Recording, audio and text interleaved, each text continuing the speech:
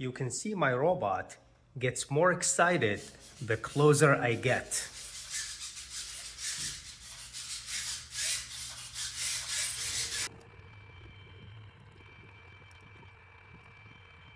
This is the RYUW 122 Lite model.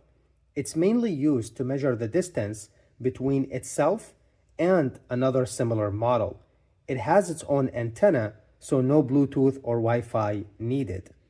Before I talk about the wiring, I want to thank RYUW for sending me this testing unit. Link in the description if you are interested. Here, we need 4 wires. We have the voltage, which we will connect to a 3 volt on the Raspberry Pi. I'm not sure if my camera can focus, but hopefully you can see this. I will also provide a picture on the side to be more clear.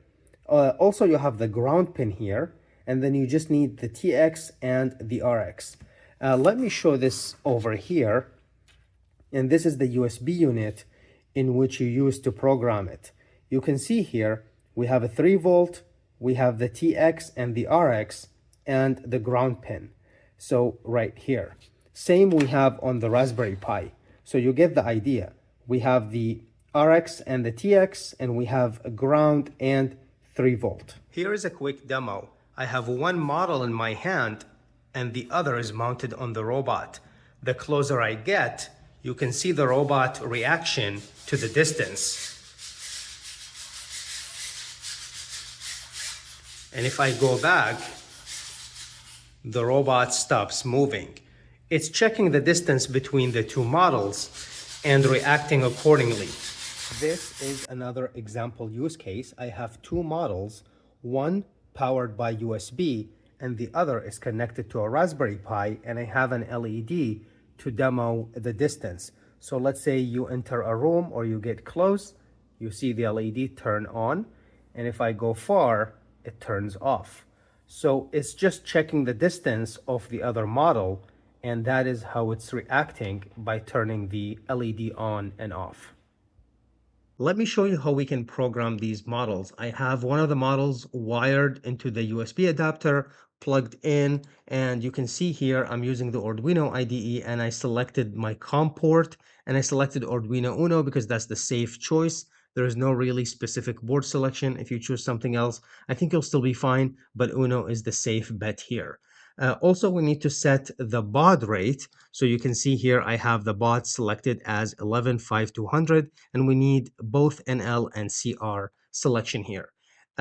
We have a serial monitor open, and first we will type AT, and we should see that OK. This means that the model is responding and the PC recognizes it. Now let's go ahead and start programming. So we have 2 models, and of course you can have more than that, depend on your use case. But in our demo here, we have 2 models. One of them is going to act as an anchor and the other one as tag. If you have multiple models, you probably have one anchor and multiple tags, if that makes sense. Now, the models, for them to be able to communicate with each other, they do need to be on the same network.